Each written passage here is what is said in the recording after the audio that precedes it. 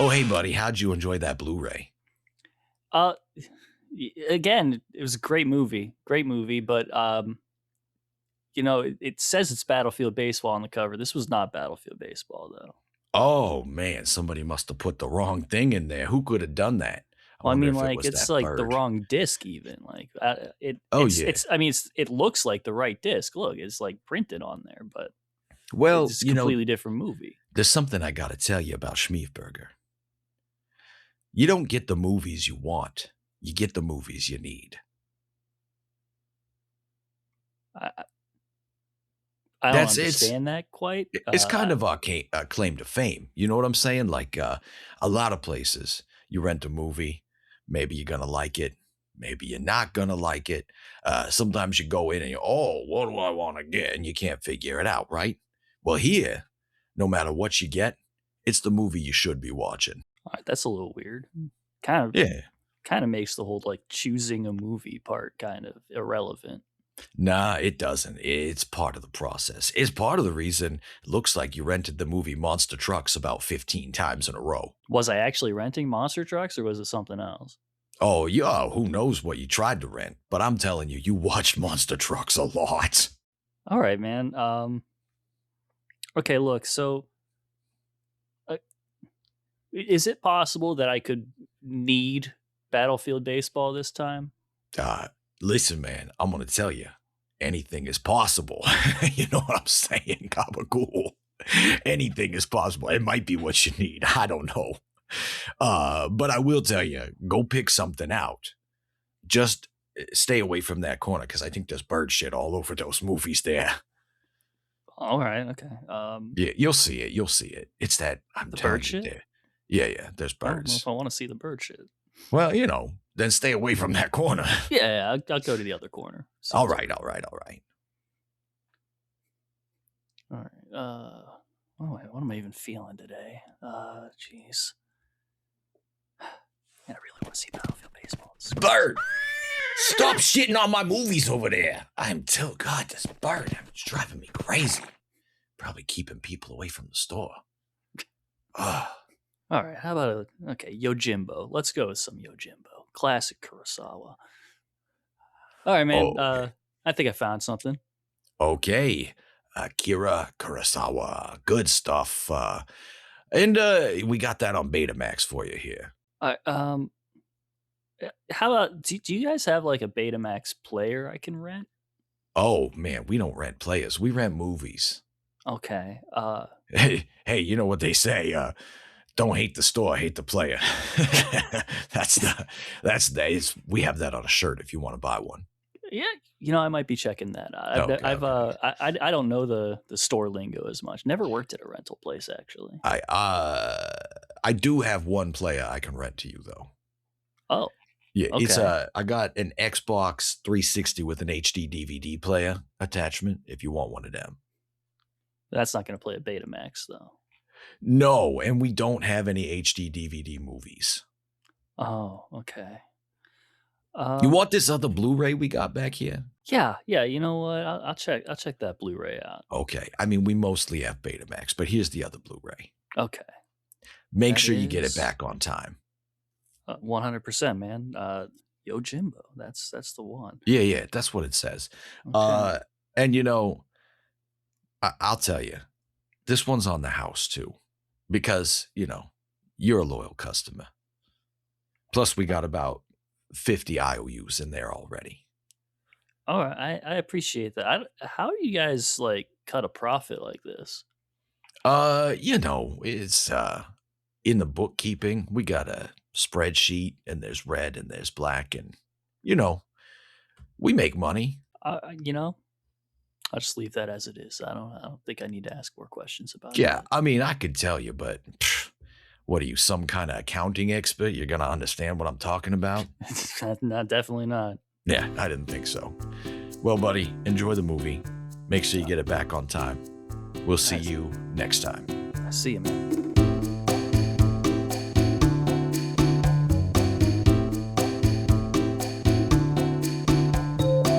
Good morning, good good afternoon, good evening, and welcome to the Shmeev Burger and Paradise Bar and Grill Rehabilitation Relocation Center for Wayward Juggalos. You are joined by your host, Shmeev. It's a wonderful day back here at the bar and grill, at the resort, at this beautiful, lovely island.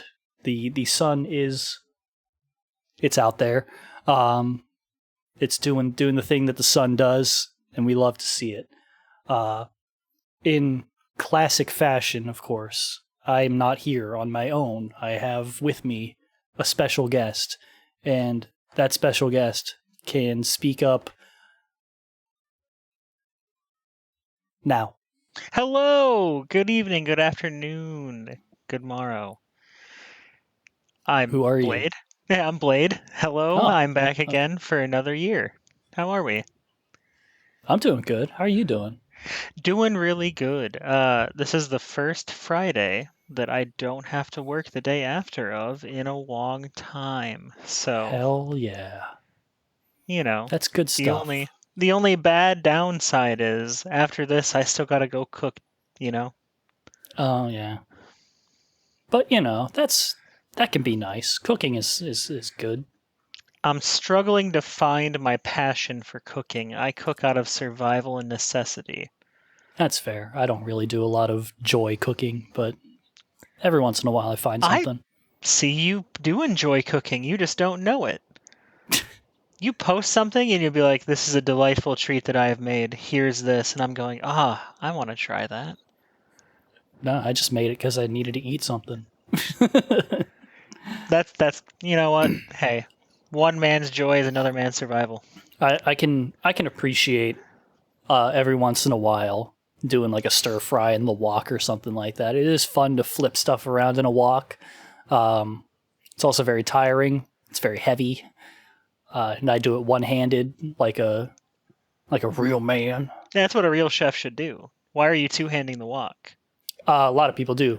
Mostly whenever they have like the gigantic fucking ones that have like the two regular handles and not like the pot handle. Okay. And they'll do like the big flippies with fried rice and stuff in those. Okay. It's crazy. But that ain't me. That just ain't me. Today we are here to discuss a little something that you brought to me on the day of my daughter's wedding. And what is it that you brought me? I brought you one of my favorite movies in the world. A movie on the cutting edge of technology, of science, of space, technology, and of course other buzzwords. And technology. And technology. No, I brought you One Cut of the Dead. Yes. I just have a very huge love for this movie. I saw it like when we were locked down, maybe a little bit after we were locked down. Something like, I don't know. When did it come out? I feel like it was around that time, but I don't remember. It was 2017, but it hit our area in like 2020, 2019, released in the US. So like around that time, it had started to become talked about more online. And I was like, you know what? I got to check this shit out. And I associate it with like that era of time. So, did you happen to, in that time when you were seeing things about it, were you also seeing people who seem to have like a 5-minute attention span and were like, "What's up with this? What people keep saying I should watch this movie, but it sucks. What's up? What's going on?" That more so became a phenomenon in the more recent years. Okay. When it was first talked about, there were just a lot of like, please don't look anything up. Please trust in me and just watch this movie. Like, just trust me when I say watch it. I see. And audience, before we really get into this, I'm going to ask you to trust us, or at least trust me, because I know that Blade is an untrustworthy figure. Really difficult to take Blade's word on anything. But trust me, a person with very good taste who is always correct, that this movie is fantastic and you should absolutely watch it before listening to this. You don't want to be spoiled on it. It's incredible. It is really something, and I feel like a lot would be lost by knowing what it is before you watch it. Which is kind of a big part of it, you know. I feel like it would still be worth the watch, but you know, you'd lose a little bit of the magic. Question now, honesty. Did you know anything beforehand?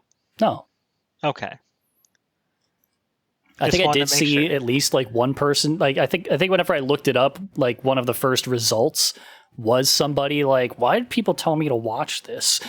And the comments are just full of people like, "Just keep watching," or you know, like, "Is this how people watch movies anymore?" Or is they see like 5 seconds of it and then go online to go like, "Should I keep watching this?" Like, I've seen a few of those "should I keep watching this" posts for movies in the past like year, and it drives me insane. Like, it's crazy. It's like, you don't have to. You can stop if you fucking want to. All right. if you're gonna drop a movie, just drop it. Don't ask me about it. Yeah. Cat climbing. Very good. That's Merlin. You would in real life, you'd never see him ever. You've said that. Yep. Here's your Merlin appearance because he doesn't know about recording technology. Hi, Merlin. He squeaks. So with that little disclaimer out of the way, I think we're good to head into this after we open up a motherfucking beach beverage. Give me a minute. Crack open a beach beverage. Give me a minute. Hold on. Give me a minute. A whole fucking minute. Jesus Christ. There he goes. He's off to the races, ladies and gentlemen. I wish one of the cats would hop up into the chair and take over. Just start meowing into the headset. That'd be great. It's like a sweater on there. They could use that to climb up. I forgot about I was talking about how it would like if the cats hopped up onto the chair and started meowing into the microphone, but they didn't. Oh man, I forgot about the required beach beverage What a of fool. it all. What did you get? I ran and grabbed a tangerine LaCroix out of the fridge. The LaCroix. I myself have here a Minute Maid 100% apple juice. Sounds very good. I would trade if you wanted. I would not. Oh, well, man. You ready to crack it?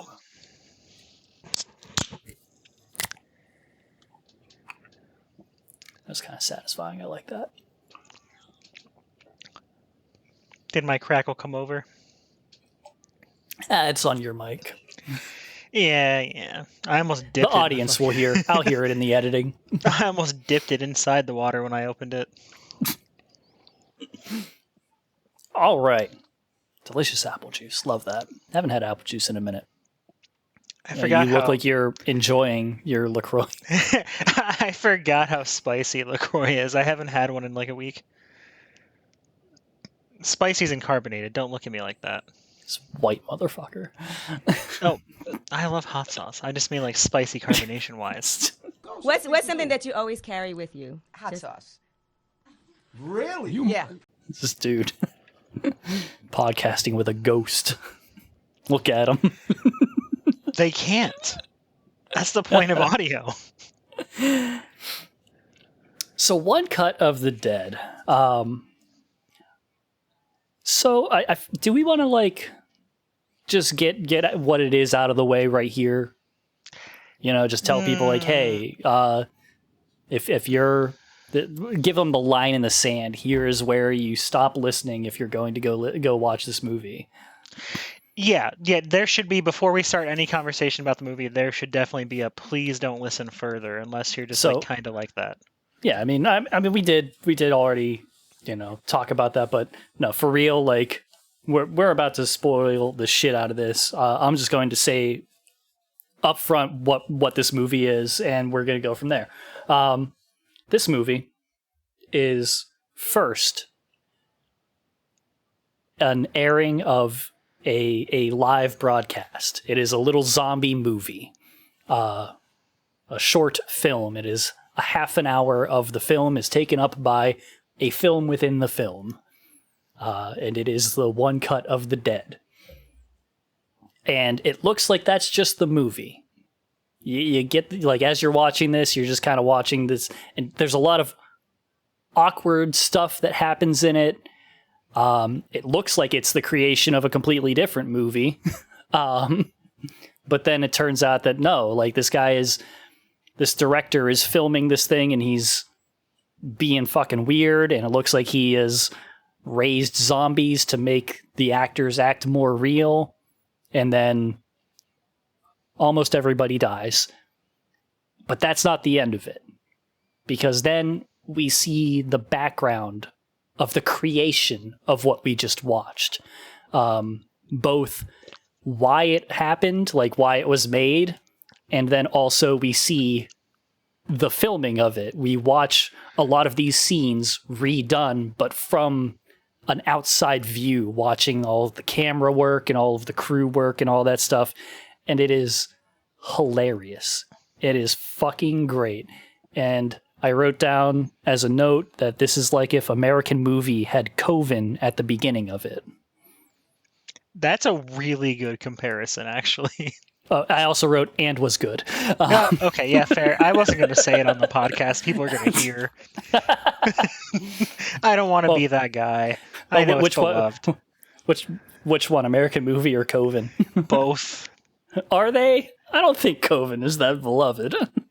It's more of a, like, if you like the one, you gotta like the other and pretend to defend it. I don't think that's true at all. They're like hand in hand. That said, I don't know about any of the people who were actually involved with this, so I can't say if the people themselves were any better than the subjects of American Movie.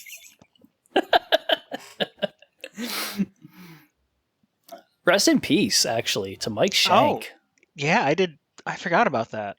Yeah. He seemed all right, you know? He came out the other end of a drug addiction okay. Doing the best he can. The best you can, and that's what you can hope for at the end of one of those. Yeah. If you're struggling, reach out. Right? That's what I'm saying, man. You know, I know that the society does not make it easy for a person to seek help for such things. But, you know, whenever you're... sometimes you got to take the hit, you know? The hit to your rep, not the hit of... Yeah. Of drug. Anyway, one cut of the dead. One cut. We gotta open this up first with the fact that one cuts are so fucking cool, man. I fucking love a one take. It doesn't matter if it's the whole movie or what. Just a scene that's one take. Love it all. The iconic one that I always come back to is oh my god, I can't even think of what it's called now. The Hong Kong flick. Oh shit. Let's go. Come on. You got it. You know the one I'm talking about. You know. Let's go. I don't know. I can't. Don't make me think start of it right naming now. Hong Kong action flicks. You got to know the one I'm talking about. Jesus Christ. Hard boiled. Hard boiled. It's hard boiled. Fucking of course it is. Yeah. Well, you weren't fucking saying it for some reason.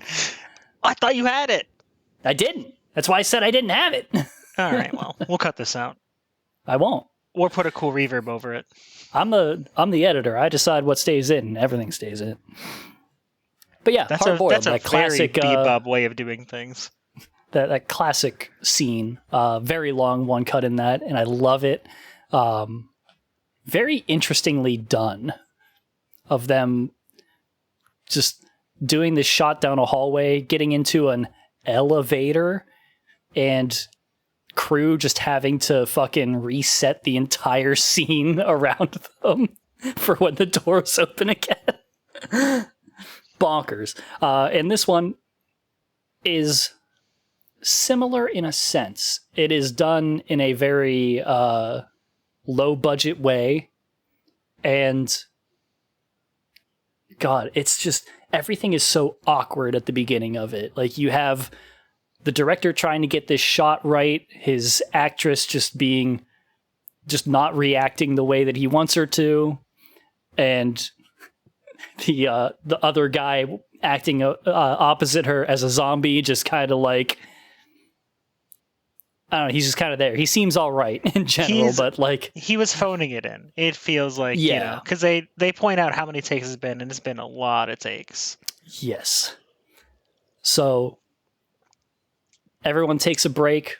Director heads off to do whatever. Hold, we skipped over Oh, the outburst of how they introduce the director as this violent, mean guy. oh And He has yes. an outburst. He screams at her, and then he hits the teen. Because apparently in the world, that guy is like a teen idol or something. Yes. So him hitting him is a big deal in the whole story of everything. So outside of this, the one cut, that guy is he's like a rising star. This is like the thing that they got him for this. I don't remember how, but I guess he was like looking to like have a big role coming up after it. The girl herself is actually an idol, as in like pop idol, with an agent and everything. So we then have this little scene of those two, and I don't even remember what her place was. The other woman, she's just kind of there as crew in general. Yeah. And we just get this scene of them hanging out and chatting and just filling time. Like, Talking about, so you got any hobbies? right, like they go from talking about the history of this building and how it's like super haunted and stuff and bad things happened here, to then the guy just saying like, do you have hobbies? and she starts just like, what? And then it's like, well, yeah, I like self-defense stuff, and shows off some fake Aikido stuff and the kind of, self-defense stuff that you learn from somebody. The kind of self-defense that people, the palm, of course. The kind of self-defense that is taught by hucksters to women to make them feel safer, but actually just to steal their money because it's not really useful. Like, it's, there's a lot. I think the palm would work. There is useful stuff in there, but it's... When I see you, try to grab me. I'm going to palm out. Okay, I will choke you out. But it feels very... it feels a lot like it's a very heavy-handed setup, for something that will come into play later. It's like, oh my god, she just taught them this self-defense thing. This is definitely going to happen in the future. This will be relevant. And I noted it as Chekhov's palm. It's pretty good. Very important. The palm, by the way, is just like the noise that she makes whenever she does the move to break out of someone grabbing her. If you're listening this far and you haven't seen it and you don't know what we're talking about, stop listening. Go watch the movie. Go watch the fucking movie. This was the point where I noted that this was like if the Ouija Experiment 2 was good. There was a second one? Yeah, I told you about it. No, I watched the first one because of you. I forgot there was a second. I told you about the second one where it begins with the end of the first movie being screened in a theater, a haunted theater. Oh. And a group of people get to, spend the night in this haunted theater with the crew, the cast of the movie. And they have this hokey haunted house thing set up. But, people start like dying and stuff from things, but they just look like set dressing for the haunted house things, so nobody acknowledges it as out of the ordinary and stuff. Well, I think I'm going to watch it now. Yeah, go ahead. I'm not going to stop you. It sounds good. The setup you gave was good. Yeah, it's like I said, it's a good idea. It sucks.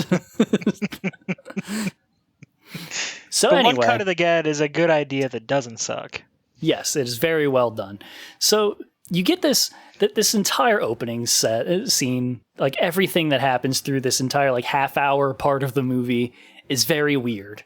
You get these vibes. You're like, I don't understand. There's these odd pauses where people just stop, and like it's like I don't get it. They stop and then they stare off in a direction you can't see. Yep. And then they look back, they look at the camera, and then they look at the other person and start saying something that has no relevance to what's going on. So much of that. We get we do eventually get some zombies, though. We see that, we get zombies. One of the crew members, he just gets attacked by a zombie out of nowhere. This is the guy that I named Kenji. It wasn't his name, but I called him Kenji. He looks like a Kenji. And he gets his arm ripped off. And that kills you these days. That kills you most days. My brother was lucky. Okay, my brother was very lucky. He was found shortly after the incident. You lose a lot of blood through that. Oh, well, yeah, okay, blood loss. But I was like, I don't know, the arm? Yeah, well, I mean, he turns into a zombie after that. He also gets bit, so, you know. Yeah, so, tomato. Yeah. So now, all of a sudden, zombies are happening. Actual zombies have shown up on the set of this zombie movie that's being filmed. And our heroes are freaking the fuck out. Also, that arm gets thrown into the middle of them, and they do like a weird little keep away game with Kenji and his arm, which is kind of just fucking rude. Somehow it works, though. He does chase after the arm whenever they throw it, so it's like, okay, well, maybe that's a zombie thing. It feels like it could have been avoidable if they just would have given him the arm back. He probably would have turned around and left. Maybe. It really seems like that was his primary interest as a zombie, which that's, you know, it's his first take notes. Day, you know? Take notes, Max Brooks. You think Max Brooks liked this movie? I don't think he's ever seen it. Are you sure? I'm sure. I'll have to ask him. I got a lot of questions you can ask him when you see him. Yeah, when I see him. I'm just planning on taking a visit up to his house, you know. But yeah, so we now have our heroes have now decided they're heading out. They're going for the van, and they're just gonna fucking haul ass out of here. Fuck the movie and all that stuff. Meanwhile, the director is showing up every so often, fucking insane, and I love him in this entire part. Just a real piece of shit. Always fucking things up and throwing a zombie into the situation just to get the real reactions of the actors. And he's just insane. At one point, he also very weirdly looks directly into the camera and yells, "Keep filming," while he is the one holding a camera to film, you know, his movie and stuff. And it's here that I was getting like really weird vibes of it, where I'm like, it almost feels like you are an intangible presence. Mm-hmm. Like, you're acknowledged by him in that moment, but nothing else is really acknowledging you. You're not getting a lot of, you know, none of the zombies come after us, the camera point of view or anything like that. It's very weird, but very cool. During this this escape sequence, where, you know, we have a whole bunch of stuff that happens. We get a zombie gets its head chopped off. That was very cool. You know, we have the shot. Antagonistic director opening van doors and throwing a zombie in the van with closed people. Yes. And then during this van scuffle, our camera, the one through which we see, falls to the ground. Also, just prior to this, I also forgot the camera does get squirted with blood. And we get a little camera wipe during part of this scene as well. Which, when we were watching it, you immediately pointed that out and were very stoked about. It's so good. But the camera drop is an interesting one, because then you get this... Actually, something that happened in the last movie that I talked about with Jeremy. So we watched They Clone Tyrone. Have you seen it? Do not spoil that for me, because I'm just going to tell you it. one. I'm going to tell you one thing about it.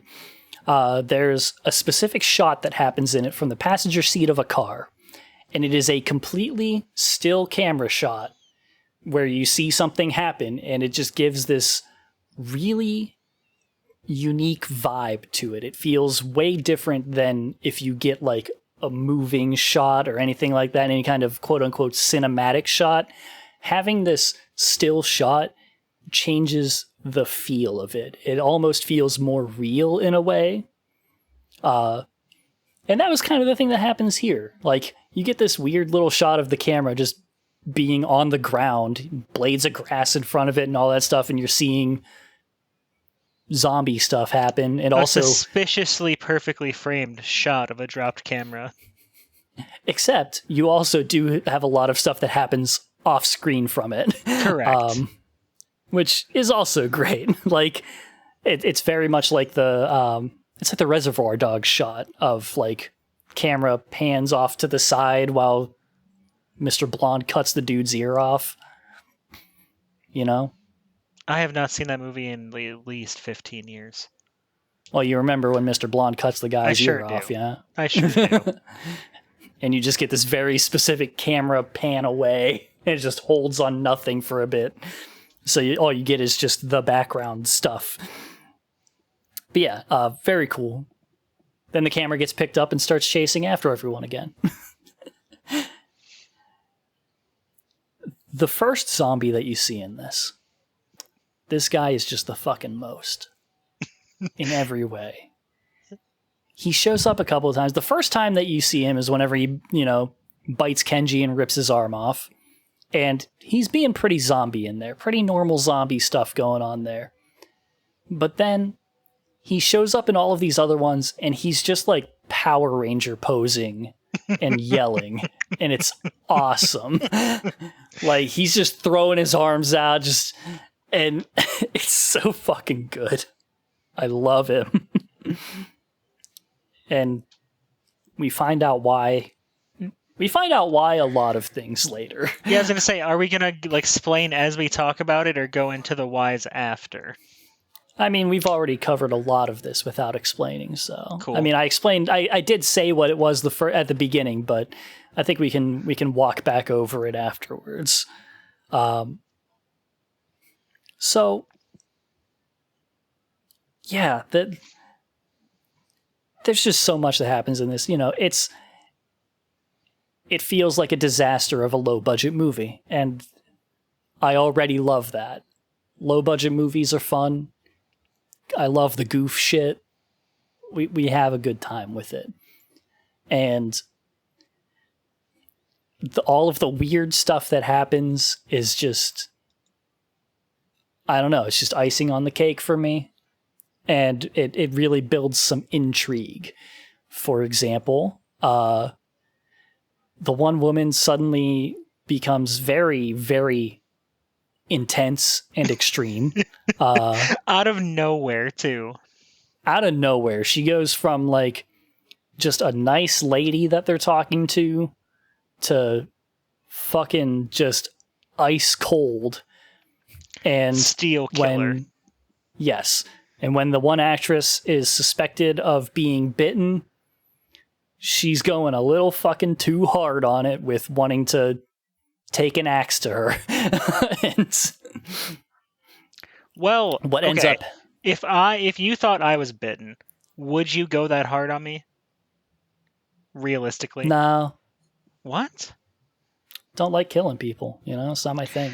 Okay, say that we are actually in a zombie scenario, and you think legitimately that I am bit, and it means that I am infected, and it's life or death for the crew we are with.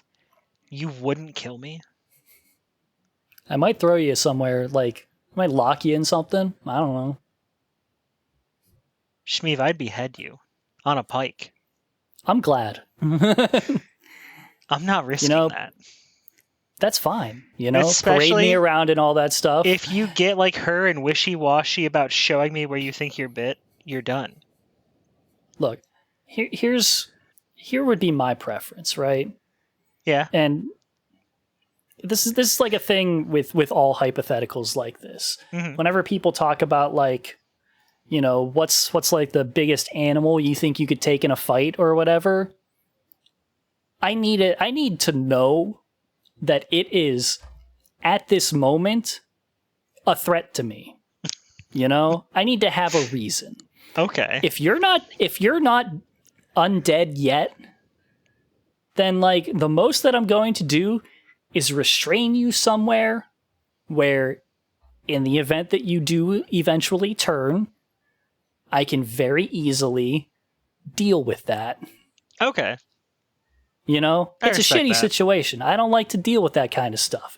And in the event that something else is going on other than what we think is happening, you know, or that whatever, you know, that you got bit or that you just got scratched, who knows? I can't tell. I'm not a fucking doctor.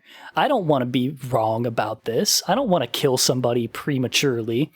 And in the event of, you know, having to, and when it comes to like the animals thing, I always say like,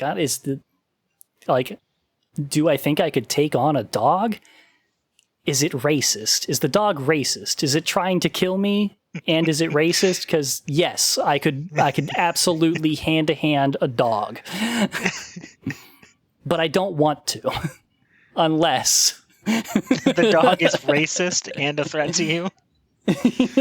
One of the two is fine. You know, like if he's only racist but not a threat, it's fine. But if he's a threat and not racist, it's still kind of fine. But both. I mean, I will throw hands on either end of that, but I'm not saying racist dogs are okay. Please don't take me out of context. I'm just going to cut that specific part. That's fine. So yeah, I don't mean cut it out. I mean, I'm going to cut that specific part of you saying that, and I'm going to plaster it everywhere. So yeah, that's... Later, we find out that she just has a leaf on her leg or something like that. She just had something stuck to her leg. Yep. And she also wasn't like... Yeah. So, again, going a little too hardcore on wanting to take an axe to her. So later on, whenever she's kind of got her cornered on a rooftop and is going after her with the axe, our guy steps in to stop her, and we have a very long shot of this girl screaming. A long time. A very long time. Like, almost uncomfortably long. Yeah. And when we finally turn back, our guy's covered in blood, and woman has an axe at her head. Cut to a little bit later. How much later, Shmeev? Not too much later. Where I don't even remember how all of this happens. I don't remember why. God, I fucking, like, half of this is now lost in my brain. But the important thing is the two of them end up first leaving the roof. That's right, she runs because he killed her, and she's just kind of freaked out by him. Which, you know, it's a complicated feeling. You know, if somebody kills someone else for you, you still kind of feel weird about it, I think. Well, if it was in your defense, I mean, it is kind of like a noble thing to do. Yeah, but like moments ago, that person was kind of okay, and they just got weird out of nowhere. It's complicated. It's complex, you know? There's layers. Trying to work through all those feelings. So now she's running away from that guy because she's freaked out because he killed somebody, and, you know. And she ends up with an axe on her own. She just finds one And she's like, now I got an axe. Cool, great. We'll point it out. She announces she now has an axe. Yes. She To winds nobody. up back on the roof, and the guy's a zombie now. Ish. Yeah, something like that. Something happened. And out of nowhere, that the woman who took an axe to the head stands up in frame, screams, and then falls back over. It is very strange. Listen, it's a perfect movie. It is. It is an incredible movie. In the end, the actress ends up killing the other dude. She hacks the shit out of him with the fucking axe. And at the end, she steps over into the middle of a pentagram. Hold on. Oh, go on. We have the confrontation with the director afterwards. Oh, yeah. That's right. He's mad because she killed his actor. And he wanted to finish the movie. And yeah. That's right. She cuts the dude's head off. Then she goes after the director with the axe. He's the one that she's like hacking away at and shit. Mm-hmm. And she ends up covered in blood. And then steps to the middle of the roof where there's a big old pentagram drawn on it in blood. And you get this really cool shot from way up, looking down at her, just standing there while credits roll. Standing there for an amount of time that doesn't make a lot of sense. Well, for the credits. And then that's one cut of the dead.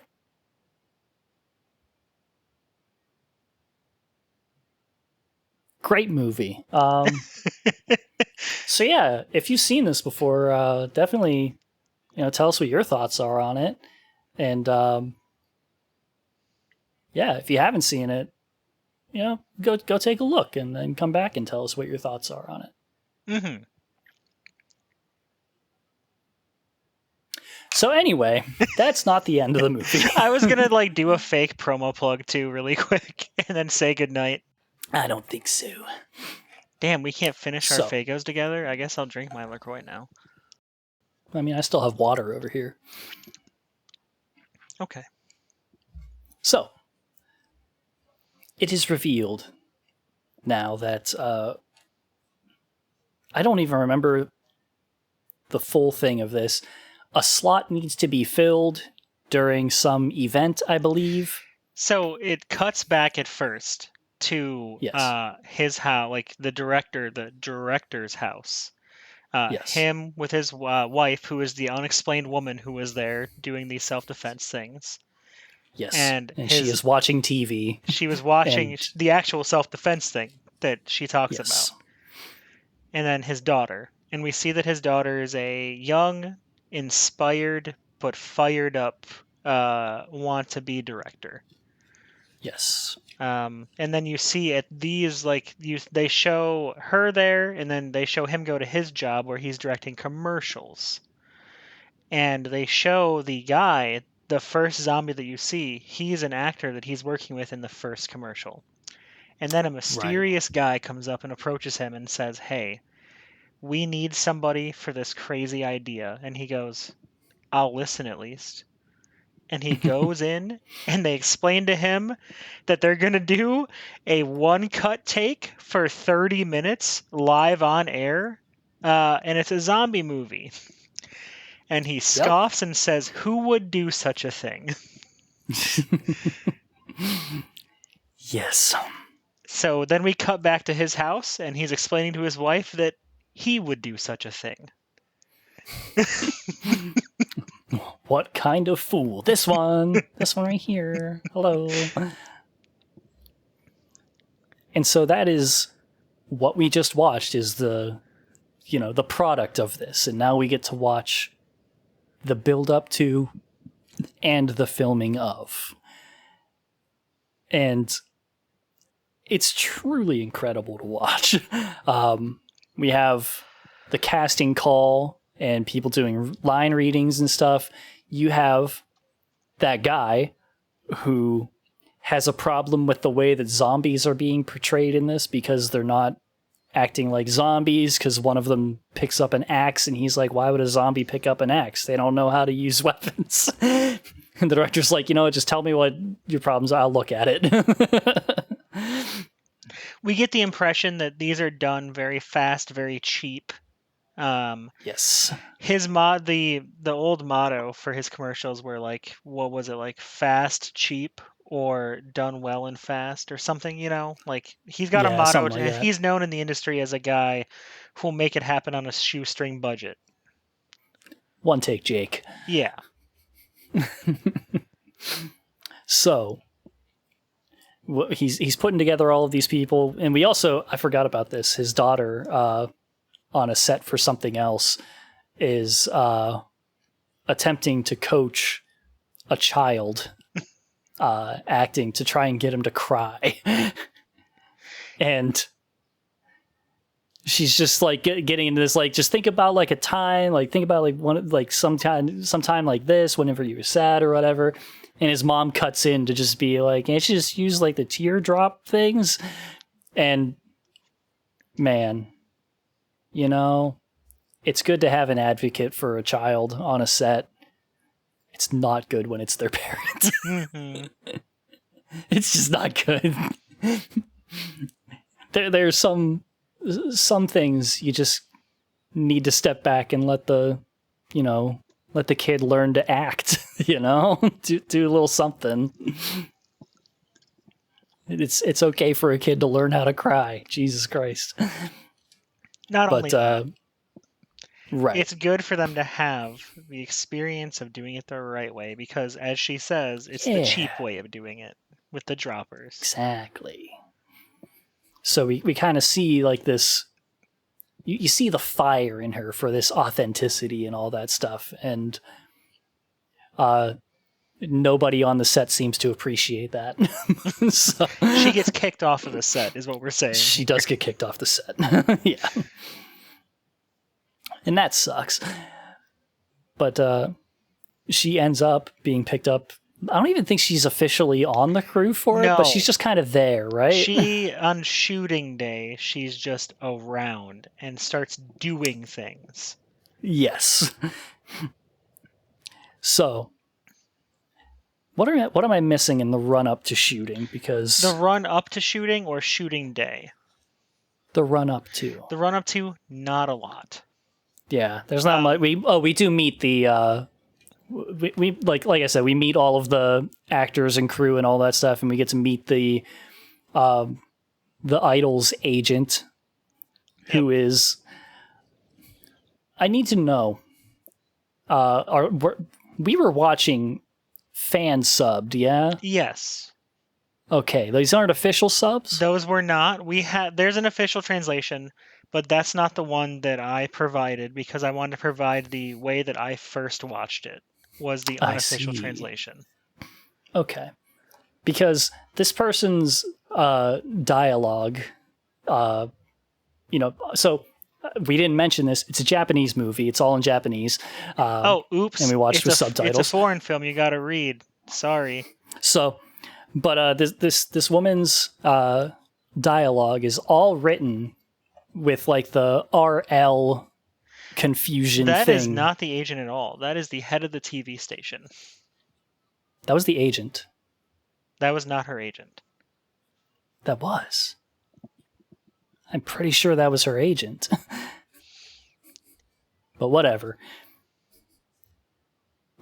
Whoever she is, that's how all of her dialogue is written, in a way to, I guess, indicate that she has a very thick dialect or something, which was just very weird to see in a movie that's entirely in Japanese. And I'm curious how the actual subtitles were written for that in the movie. I'm interested. I will pop in the official Blu-ray that I own and send you screenshots. Okay, thank you.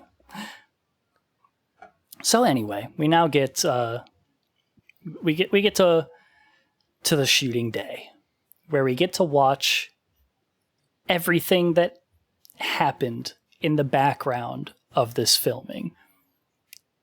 the guy who plays the first zombie was an alcoholic. And it turns out he still is. Day of shooting, he is fucking sloshed. Another guy, he needed soft water or something. All they had was hard water. Gives him diarrhea. So we have two people who are instantly kind of taken out of action, but are also kind of integral to the whole thing. Because in a situation like this, whenever you have a live, anything that's broadcast live, honestly, and on a shoestring budget, you really can't spare anything. Like, one person being gone throws it off. Yeah. So, seeing all of the stuff that happens in the background of this is so much fun, and it is just a joy to watch. Like, it's like the complete opposite of what you watch in the beginning, where you see this thing that's just so awkward and weirdly just everything's just so fucking It's stiff. strange and stiff. Yeah. And watching them just persevere through all of the fucking setbacks that they have and all of the slick things that they do to pull all of these shots off is so fucking cool. Like, you have the guy who plays the director, who is also just the director of everything. So we should note, there was a separate character actor playing the director, and the actual director was forced to step in and become the director the day of the shoot. That's right. And the character who his wife plays, same thing. Yes. I forgot that that's how they ended up in there. So that was already one thing. You're basically down 2 actors. Down 4, now, technically. Well, yeah, 4. And one of your crew, the director, now has to become an actor and direct from an acting position. So he is, while he's showing up to be this insane director, also wrangling the drunk zombie throughout the whole thing. And you're watching him just puppet him Weekend at Bernie's style to make all of this work. And you see like these crew members occasionally just like one of them getting into position for a shot, you see takes like a diving roll past a door just before it opens, which is fucking sick. So she can like, throw an arm or a head in whenever for one of the scenes. Like whenever they cut the one dude's head off, you get to watch like them from behind the scenes. The point of view camera looks somewhere else while they chuck the body, like a fake body and head in there and splash it with fake blood. And it's so fucking cool. It's actually, in an odd way, while it is depicting a fucking disaster of filmmaking, it is also a really cool look behind the scenes of filmmaking. It serves as a love letter to shooting a film with your friends. It's really what it feels like. Absolutely. It's just so fucking cool, man. Now, there was something when we were watching it you said you would bring up to me in recording only. Do you remember that, or am I just fucked for remembering that? Oh, I believe that was when I came up with that. It was like if an American movie had COVID at the beginning of it. Okay. That was what I was saving. Okay, cool. I was like, you know what? I'm going to ask. It's a long shot, but I need to know if Shmeev remembers. No, I took notes. Like I said, I got my notes. Got all of them right here. And I've run out of them. We've basically covered all of the notes that I had because we're at the point where the movie is kind of just playing itself again, but with more. Yep. I want to throw in my favorite shot of the whole movie is the first time you see the drunk zombie. And it's revealed the director is literally crouched behind him, holding Yep. him up, moving his arms. And you look, Weekend at Bernie's. when you see the shot in the movie the first time, you cannot tell at all that that's what's happening. It's so good, like seeing how all of, and I think one of the most amazing things about it is that to make this movie about the absolute disaster of shooting this one cut, they shot a fucking one cut. Like, it's so cool. I don't know if all of the other stuff was also done concurrently with the shooting of that one cut. I don't can't tell. think that there's I didn't any think so actual either. one cut in this movie. Aside from the opening Mhm. one. Yeah, because like the rest of it is like it's shot like a normal movie. Yeah.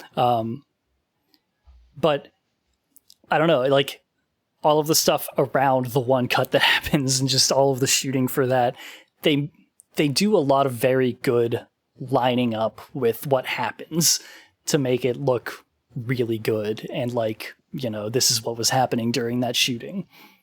And so you also find out that a lot of the times whenever actors were just standing there, not doing anything, and there were these awkward pauses, that it was during times like whenever they found out that the one zombie was fucking sloshed and the other guy was busy taking a shit because diarrhea. And they literally just had somebody behind the camera holding up a massive cue card of like, just make something up. You have to stall for time. Please keep stalling. Just keep talking. Or when you find whenever- out that like there's a scene where they get something fucks up behind the scenes and they get derailed really bad. They're rushing to figure out what to do, and the director's daughter combines like 4 different pages with each other to coherently string something together to keep it moving. Yeah, she was just there because she wanted to be there and she wants to direct, and she gets her chance just as the studio is trying to determine that they were deciding to just cut it. They were like, we're just going to go off the air. We're just going to, we're chucking it out. And she was like, no, hold on a second. We can catch back up to it right here. And just makes a quick snap decision. They do the communications and then they make a recovery, which is just so fucking pro. Like, I mean, that's just a thing you do in live TV all the time. That's a regular thing because things fuck up. And you don't have the just... You don't have time to really fix anything live, you know, unless it's something that's supposed to happen way later in the thing. You know, you have to improvise. You have to come up with something, and they do, including whenever they fucking break a boom arm that's supposed to. Well, it's like It's for the crane shot at the very end, yeah. They break the crane. And they don't know how they're going to do the final shot. And it's suggested to just do the shot. You don't need to do the whole shot. And they're like, no, it's important. You need to see the fucking pentagram on the roof. It doesn't make any sense without it. Movie doesn't make much sense with it, but it is much better. It's only explained in much one better. line of dialogue, too. Yes, but it is so much better with that shot anyway. That shot kicks so much ass. Like for all of the just absolute goofiness of that movie in the opening, that shot is cool as hell. I love how strange it is. I love that it's just her standing there. I love that there's like a little sway of the camera. It is really spooky in a way, kinda. It's a really cool ending shot. Yeah. So, and we're jumping around a lot, I recognize, because that is the end of the thing. But, this movie's crazy, so I feel completely validated in jumping around and just picking things out, such as the point where the our idol actress is suspected to have been bitten, and out of nowhere, the director's wife is acting fucking insane. That was a result of her just actually getting that into roles when she acts. It's brought up earlier that was a problem that she had, that she gets way too intense. And she has gotten way too intense in this role. It is actually a danger to the other people on the set. The fact that she is trying to actually kill them now. Yes. And so the thing that happens up on the roof while that girl is just screaming in that very long shot, the director is just kind of waving his hand like, keep going, please. While also, I think they're just choking her out. They are indeed choking her out. Yeah. So they just had to put his wife in a chokehold and put her and just lights out for her. And it took that long because she's a fucking beast. And that is also why, in that later scene, she gets up and then screams and gets back down because... Was it because... I can't remember if it's... Like, she's not signaled or anything, right? No, she just does that. Yeah, and I think it's just because the other person was covered in blood at that point, and she was just legitimately fainted at the sight of it. Which kind of saved the moment a little bit. A little bit. So yeah, getting to this ending shot. The crane is broken. They cannot do the shot. But the director needs to do the fucking shot. So, and I believe it's his daughter that comes up with it, right? Mm-hmm. They create a human pyramid on top of a little, like, building on top of the roof. One person keeps falling off. You can see it in the shot. They're trying to build it early for the final shot, and people just keep tumbling off of each other. Yeah. One person just cannot get a good base on someone else. And that's why in this final shot, as the zombie guy is closing in on her, every so often they just stop. Because I didn't want to mention just not the ready stops. for the I wanted to shot. leave that up for people to watch. But yes, Okay. during the climax, they just stop suddenly. Yeah. She's screaming and pleading with him because she loves him and all that stuff. And he's just moaning and slowly shambling towards her. And then they both just freeze. And, she's like, she reaches out to grab his hand or whatever. And then he starts up again and she starts backing away again. And they do that 2 or 3 times before finally she beheads him because the human pyramid is finally stable. And then you get the director kill. And then he climbs up on top of everyone else to do the final shot where I believe what it is someone else someone else was already holding the camera. He was not the main camera guy. I keep forgetting that. So their camera guy follows the shot over and then passes it up the human pyramid up to the top so he can get that final shot. Where he is standing and his daughter is on his shoulders. That's right. Just like the picture in like that little book that he had. It was very cute. And it's such a triumphant moment, You really see the triumph of the human spirit and the will to power. And I don't know. I didn't didn't read Nietzsche. You see, like, why the camera is swaying like it does at the end of it, because Yes. everybody's like very shakily like together, and he's standing on one people's backs, a foot on each back, so the whole thing is very unstable. Plus the daughter on his shoulder, so everything is wibbly wobbly, and that explains why that's happening too. It's so good. It's such an incredibly good shot. It is, and it's just such a good movie.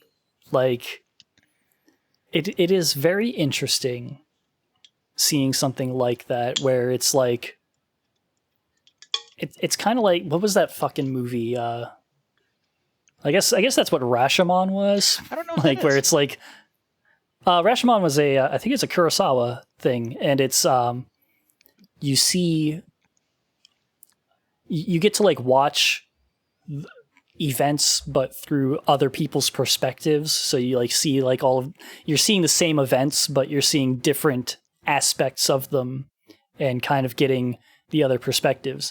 The other one that I was going to say was wow, where'd my head go? Eagle Eye was another movie like that. I've never heard of that. Eagle Eye was like it was like a mid 2000s thing. It was about like an assassination or something, and you're seeing it through like 4 different people's eyes or whatever. But yeah, it's very cool to see. Just like, I love that we get to see the full one cut, and then we see the rest of it. I would have been very disappointed if it was just a movie about a absolute fucking shambles of a production and we didn't get to see the final product of it. I think it's very cool the way that they did that. Yeah, you can't And have I think one it's without the other. for sure. Like, it's part of the reason why, if you haven't watched it and you're still listening right now, you fucked up, because part of what makes this movie so great is the organic experience of seeing all of these weird things happen and not understanding them, and then getting that context after. It's just a really awesome experience. Just hard to imagine not getting a fresh first experience with it. I think you lose a lot if you don't go in blind. For sure. And like the first part of the movie with zero context, you're going to be watching it and you're going to go, guys, this is bad. And it's just like, a dude, trust me, because it is kind of bad. Yeah. It's not great. Yeah. But then you get the context and everything makes it so much better that on a rewatch, when I was watching with you, when I was watching the people I've shown it to, I watched it with Sav on my birthday last year. Seeing Sav struggling to not say something bad about the first part while it was happening because I chose the movie and it was my birthday was part of the experience for me. Because I could tell they were not having a ton of fun with the first one-cut shot. Meanwhile, I had a lot of fun with it regardless. There's so much about it that's just like, whenever you're getting near the end of the one cut, and you're like, well, this is the end of a movie that I'm experiencing right now, and yet there's another hour of this. Yeah, you clocked that, and I was like, I don't know how to explain this away without saying anything. Yeah, but no, very, very much worth a watch.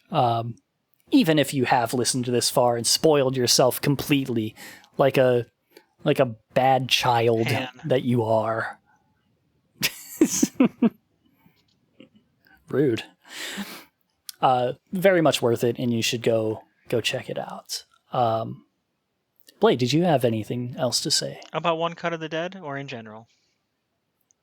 Both. I have nothing left but promos and plugs and good nights and good evenings. You got nothing else about One Cut of the Dead, this movie that you brought me?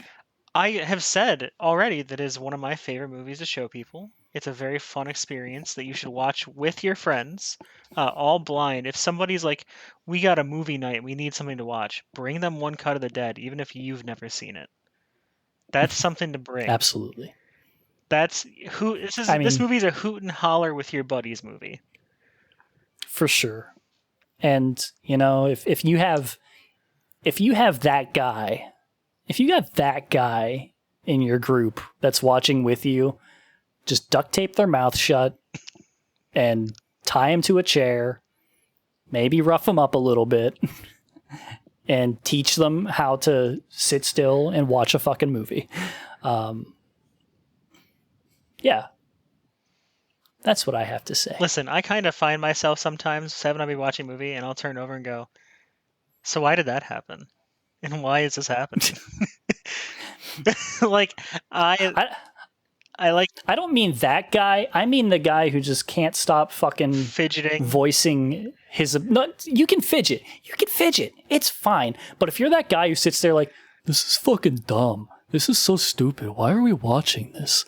This is dumb. Why don't you just turn it off and watch something else? That guy. If you got that guy. I was that guy for one movie about 2 months ago. I was that guy for one movie. It was the movie where people get on a plane and everybody else disappears or something. It's the very religious book that you know about. Yes, Left Behind. Left Behind. We made it maybe a half hour or something in, and I was just like, I can't take this anymore. I mean, you kind of know what you're getting with that. I had no idea going in. I had no clue. Insane. I had never heard anything. I was that guy when I was like 3 years old, and my mom took me to go see like Cinderella or something instead of Jurassic Park, which I wanted to see. Honestly, good call though. No, I still wanted to see Jurassic Park, and when I did watch it, I was like, this is the greatest fucking movie ever. Okay, so it didn't scare you? No, okay. It has remained like my favorite movie forever. Okay, fair. The first Jurassic Park, incredible. How do you feel about The Lost World? And I've never actually watched The Lost World on it, like as a whole. I've seen parts of it, okay, but I didn't care to watch many of the other Jurassic Parks. Like I've seen 3 and it was fine. I've seen Jurassic World and I decided I don't need to watch another Jurassic Park movie. Is that the Chris Pratt one or whatever? Yeah. Okay. It was fine. It had some moments, but I just don't.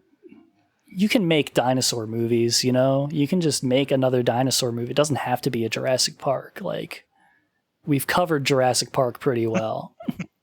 You know what I mean? Yeah, we got the whole experiment down. We know what it's like. You're not doing anything with Jurassic Park anymore. You're just kind of doing Jurassic Park again. Yeah, but not as good. But One Cut of the Dead, great. Great movie. Fantastic. Yeah, I feel like we're just kind of waffling at this point. Yeah. I don't think we have anything else. Do we have anything else? Not really. I can wrap it up. You should always wrap it up. Be safe, kids. Well, I don't, but you guys should.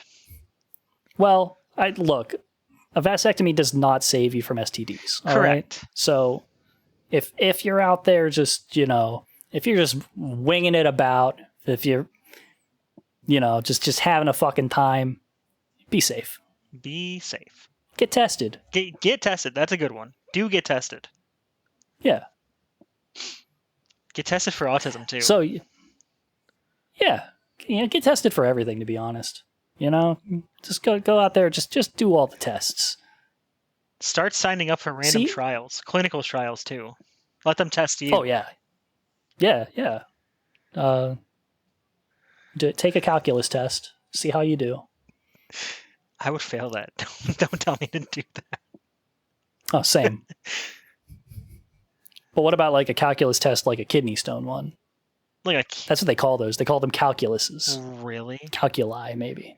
Yeah, it's like a term for stone. I passed one, so I passed the test. Oh, I there you did have go. a kidney stone once upon a time.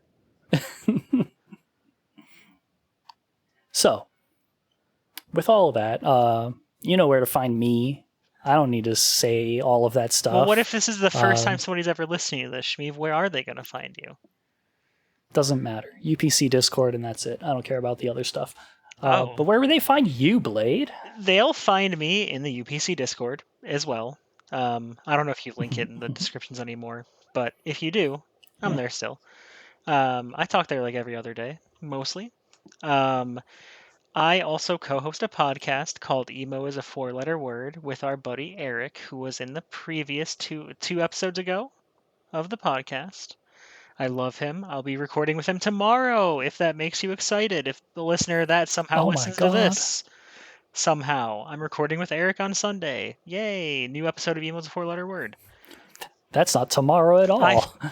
You weren't supposed to say that. I forgot that it's not tomorrow. But yeah, that's what I do. I do Emo's a Four-Letter Word. I don't know. My label's putting something out later this year. Check it out. Oh, yeah, we announced nice. it in May. So I can't say it yet because this goes up before May. So I can't talk about it. But we are releasing something. So come check it out. In honor of Mike's wedding. In honor of Mike's wedding, which we'll be at. If you want to see us in person, come to Mike's Spawn's wedding. Oh I God. I do have a +1, but Sav is using it, so I can't tell the listener to use my +1. Say your Shmeev's +1 and come to the wedding and come see us. That's at the. I don't know. I was just gonna give a bit. I don't know. Don't come to that. I mean, I'm gonna edit this anyway. Okay. Are you really? Yes. Oh, but you'll leave in the other parts. Yes. Okay. Anyways, listeners, thanks for listening. Blade's social security number is. All right, and your credit card number. I switched accounts, but my old one is 111111111111111. And the like the code on the back. 111. Expiration date. It was 1111. Okay. I think that's about all we need. With all that, finish your motherfucking beach. Peace. That's already. I say you weren't even going to take a drink of your other water. Oh, yeah, I will. Fine. Oh my God, it's the fucking Stein.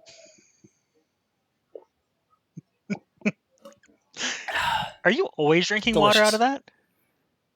Yeah. How often do you wash it? Often enough. Okay. Inside baseball, I wash this once a week. Nice. Okay. All right, bye. Bye.